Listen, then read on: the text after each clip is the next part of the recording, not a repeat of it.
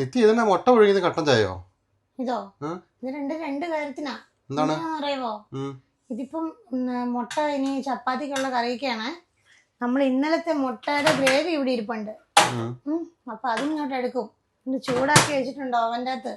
എന്നിട്ട് ഇത് വരഞ്ഞ് മുട്ട അങ്ങോട്ടേക്ക് ഇങ്ങനെ പറക്കി ഇതിനകത്തേക്ക് അങ്ങോട്ട് ഇട്ടിട്ട് മിക്സ് ചെയ്ത് കഴിയുമ്പോ ഇന്നത്തെ ഫ്രഷ് മുട്ടക്കറിയാവും. ഇത് ഇന്നലെ ഞാൻ കഷ്ടപ്പെട്ടതിന്റെ ഭാഗമായിട്ട് ഇപ്പൊ ഇത് കിട്ടിയത്. ഇന്നതൊന്ന് ഉപയോഗിക്കും. അതാകുമ്പോ എല്ലാവർക്കും ചപ്പാത്തി റെഡി, മുട്ടക്കറി റെഡി. ഇനിയിപ്പോ ഞാൻ കഴിച്ചാൽ പോരാ. ഇത്ര ദിവസം ഒരാഴ്ച നമ്മൾ കഷ്ടപ്പെട്ടു, 5 മണിക്ക് എണീറ്റു. ഇനിയിപ്പോ ഇന്ന് അവധിയാണ്.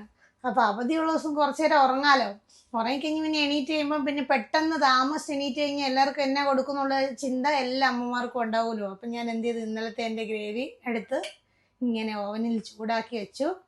ചിലപ്പോൾ ഓവനിൽ ചൂടാക്കുമല്ല അടുപ്പിലാണ്. ഇതിപ്പോൾ ഒന്ന് ഓവനിൽ ചൂടാക്കി വെച്ചു. ഒരു മുട്ട ഞാൻ പുഴുങ്ങി ഇതിനകത്തേക്ക് ഫ്രഷായിട്ട് ഇട്ടു. എന്നിട്ടിപ്പോൾ കറിയായി.